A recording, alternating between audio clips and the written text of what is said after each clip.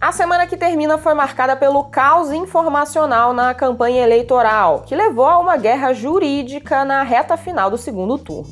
Pesquisas de intenção de voto indicam que a disputa presidencial entre Luiz Inácio Lula da Silva e Jair Bolsonaro está mais acirrada, embora o petista continue na frente. Esse cenário intensifica o clima de vale-tudo eleitoral, com ataques, distorções e mentiras nas redes sociais e em propagandas oficiais, tudo para tentar tirar votos do adversário. Aqui no Nexo, a Malu Delgado conversou com especialistas em marketing eleitoral sobre esse cenário e seu efeito no debate público.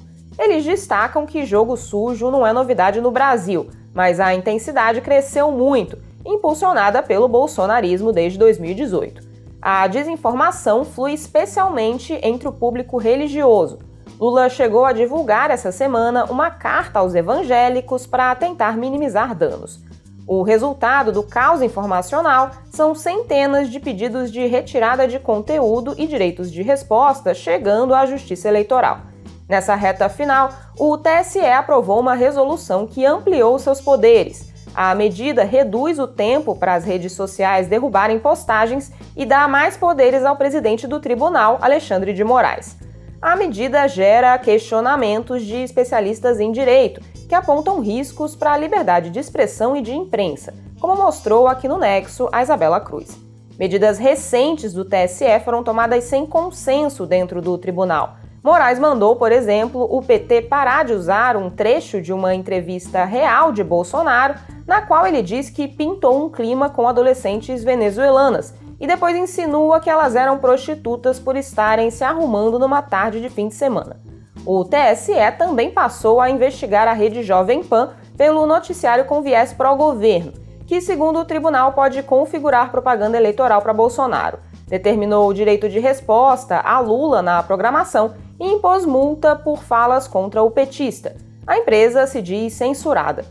Bolsonaristas têm usado a atuação do TSE para dizer que são perseguidos, mas não quando as decisões os beneficiam. No primeiro debate entre os candidatos no segundo turno, Bolsonaro exibiu como uma vitória a ordem de Moraes que derrubou o vídeo sobre as venezuelanas. O Nexo fez um saldo do debate realizado nos estúdios da TV Bandeirantes. Até a votação em 30 de outubro, aliás, só deve haver mais um encontro desse tipo. Será o debate da Rede Globo, 2 dias antes dos brasileiros irem às urnas. Em meio a um debate público desordenado e confuso, o governo continua a fazer um uso sem precedentes da máquina pública em busca da reeleição.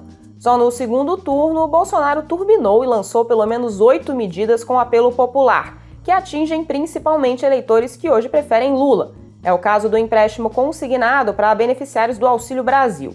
Um parecer do Tribunal de Contas da União considerou a medida eleitoreira. Aqui no Nexo, o Marcelo Rubissec contou que especialistas temem que o programa deixe famílias pobres ainda mais endividadas. E o podcast Durma Com Essa explicou como o uso da máquina normalmente é proibido pela legislação brasileira, para não beneficiar quem disputa a reeleição. Essas e outras notícias você lê no Nexo Jornal. Toda sexta-feira nós fazemos um resumo das principais notícias aqui no Extratos da Semana. Se você gostou, dê um like no vídeo, inscreva-se em nosso canal e assine o Nexo Jornal.